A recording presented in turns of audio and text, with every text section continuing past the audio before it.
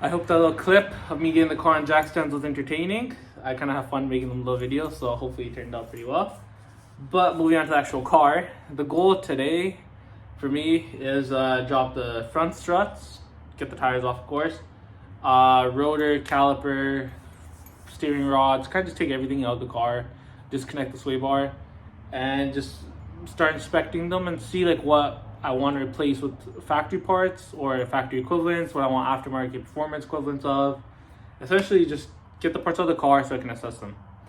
In the video, I don't know if I'll include more of what I'll be doing, like maybe consider taking off the fenders so I can clean up the frame from here. But I guess you guys will find out as the video progresses. But that's the main goal, is just get the front parts out on both sides, driver and passenger. I will be recording more of the driver side just because they're pretty similar on both sides, and the driver side I have more space on because I have the rest of the garage. Other side's a complete wall. So that's the goal.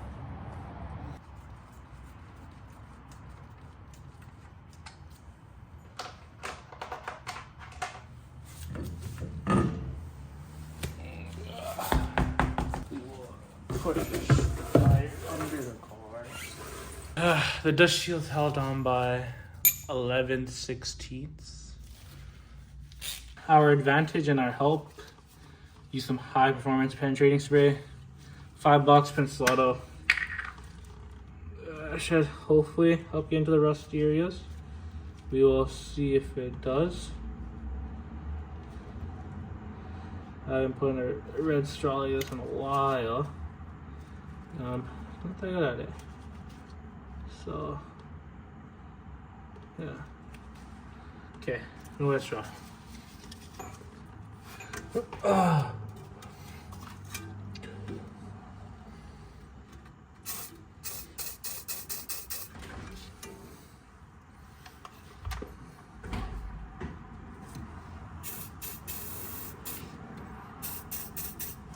little bit on everything.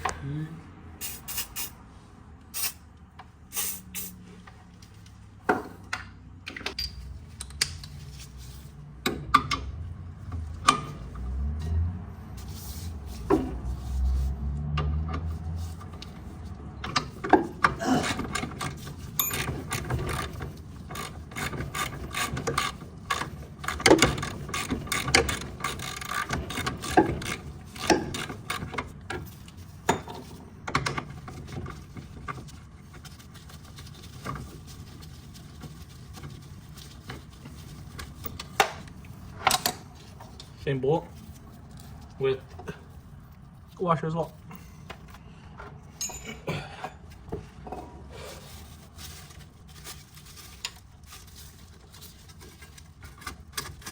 Those are actually calipers.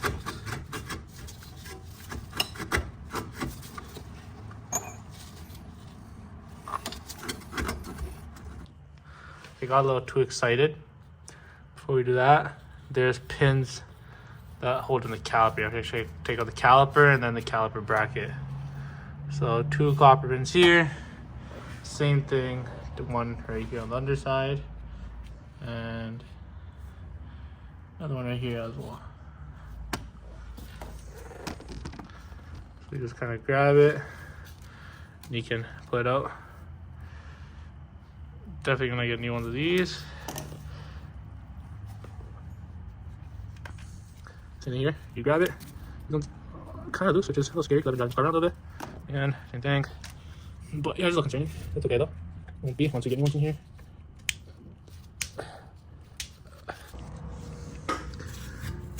Turns out you don't need to take out the copper pins. You should just kind of have good stuff out. So took out the copper pins for no reason. But here we are. And yeah, so shoes in there, it's fine. We'll deal with this later. Gonna hang this up real quick.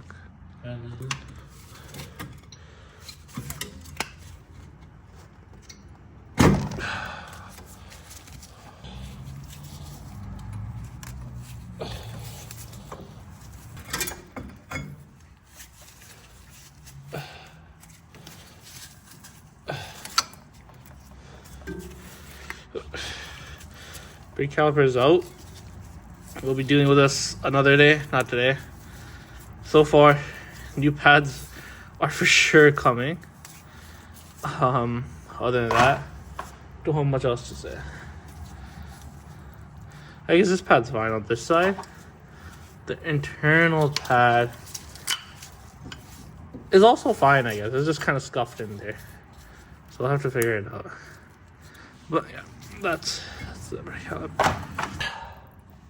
So I just finished cracking this bolt right here. It is also an 11/16 bolt.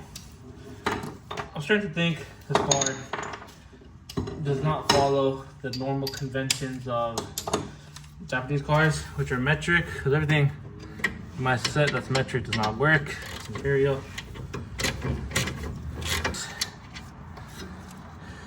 Also has a washer and a bolt. I forgot what this type of bolt's called, but smooth and then threads, 11/16. For sure doing this in the wrong order, but that's okay.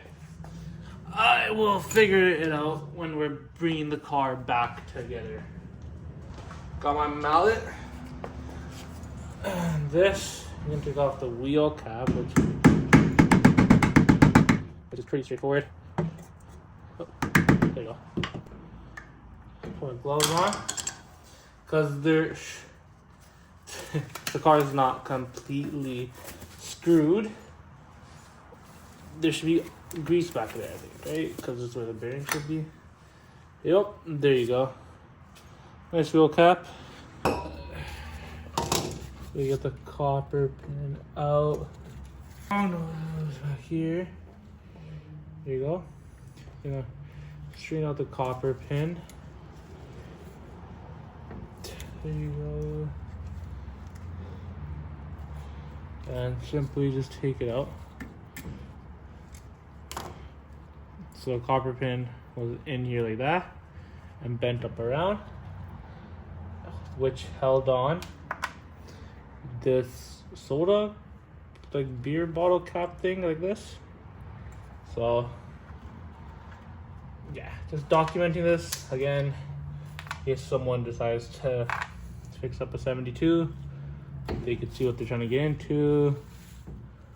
Also see what it actually looks like back here, because I have a feeling once I open up this, I'm not gonna memorize. Oh, okay, so this one's pretty loose. I just went left on it. It's a 7/8 nut, and it's opened right up. So there's a lot of grease in here, but it seems to be old and not fresh amount. Seems like the nut's one way. Might be a little placebo, but there is a complete flat side which was in, and a round side which was out. Okay. You pick, have that right here. Gonna simply pick out what seems to be just a plate. Yeah. Some sort of washer. Not completely sure what this is other than a washer. Nothing special about it. Again, this time the rounded lip seems to be on the inside, flattened out. I'm just saying this because this would be a pain in the ass to like completely get together. And there comes the bearing with a lot of dirty grease. So, I mean, it's a good thing we're back here. Oh, this comes out, okay. The bearing has come out. There you go, okay. Definitely need a new bearing. It's pretty dirty, but it's actually going pretty smooth. Does not hold the spin. Oh, there you go. So I'm sure under a car it's fine. This was facing this way, by the way, just so you know.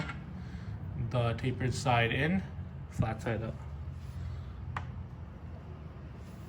This is the whole rotor come off. If you want to place your threads, seals, the works. 14 millimeters are holding on the dust shield. This bolt does have a washer on it.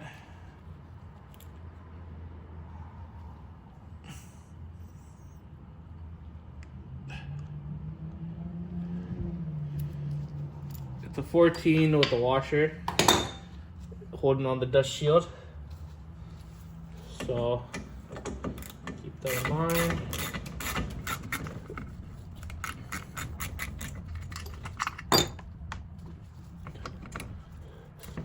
A big win, and that with the last bolt off, dust shield is off. Pretty normal dust shield, I think.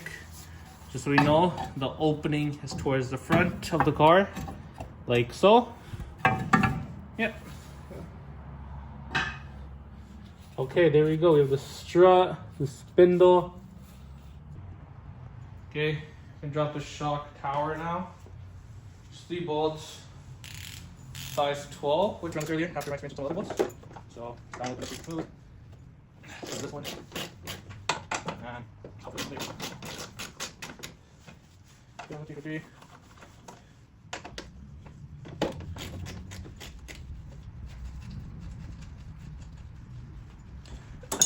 From here you have the bolt, a thick washer, bolt thick washer, and then a skinny washer.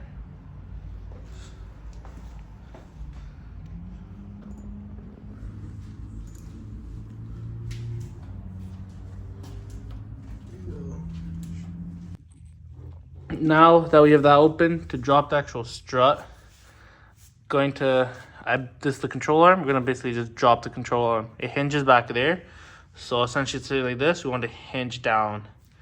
We'll do that by taking off the sway bar end link, which is the top metal bar, and this bottom. I don't know what this rod's called, but it mounts to the frame over there. So I want to say it's a tow bar, but I'm not sure because I think those are adjustable. So yeah, not 100% sure on what that is.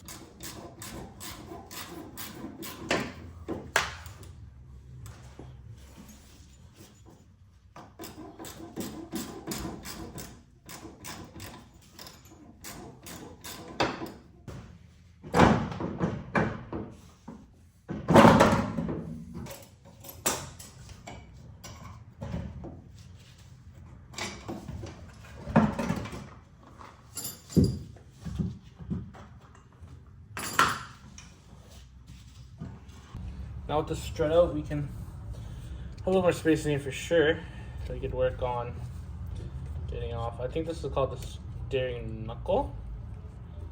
So you know, kind of just pry that out. Gear plies in there. This one worked right out. Again, because this one's probably because it wasn't facing the elements all the time. There you go. Ooh. Here's how you get these torqued. Because like torquing a moving thing, probably not the best.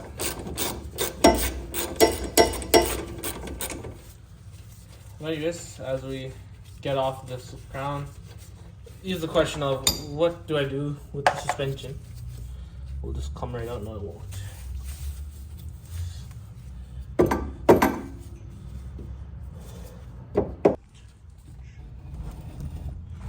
I did let this sit penetrating spray overnight and sprayed it throughout the week, but just to freshen it up a little bit, we'll get that going. Take off this. This bolt isn't original because it didn't match up with the one on the other side. Other side looks much more like it fits. So I'm gonna have to replace this, and probably the other side. Might as well just do it all. Let's see how this actually works. Oh shit. Still got screws quite a bit. Oh, there you go. Easy. Wow. That was actually so easy. I'm gonna move this out of the way. Just rest on the tire. And gonna deal with this later. Got this off though. So that's good. And this one I'm gonna take a break. Let it soak and more penetrate. See if I could Google another way to get off, because the gear puller is not working for this one. It keeps slipping. It's a little too big. So I might actually have to go buy the tool for this. That's fine though, because it's like $12. Back there, you can see right here, there's a control arm bolt. It's 17 millimeters. I'm gonna use this to just slap it on, and then I'm gonna just take it off. Yeah, pretty straightforward. Okay, so just as I'm unbolting the driver's side control arm right here, which is 17, this is getting loose. And here, let me see if I can zoom in a little bit. This piece. Now this metal like lip here doesn't seem broken. It seems like this is the actual piece. It's like a bolt solder to it. It was holding onto the thread, kind of like that. So this comes off. Okay, you take this out, and then right here there's actually a clip. See, it slides. So it slides out. Mine did not have a bolt in it. Okay, but it clips onto this like little frame right here. This, see, clip right here. Mine did have a bolt. I assume you need a bolt. Okay, and if we take a look down here, there's a hole for it to have a bolt. So I'll have to replace that bolt. I assume it fell off or someone was doing work on it. I'm not sure because it has the work done. So just keep that in mind. This system here, and with the lip that rides on the bolt, I believe, and then it bolts in. So that's how the control's held in. Just gonna keep that in mind. But yeah, there you go. And then the bolt's gonna come out, and I'll update you guys as soon as it comes out. Okay, we have the control arm right now. And just to have a recap, it's kind of like this. So the metal sits between the bushing right there. You can see the screw. And on this side, there is a washer that's just on the outside. And then the frame will come in, and there you go. Like that, okay? Pretty sure. And the clip is still there.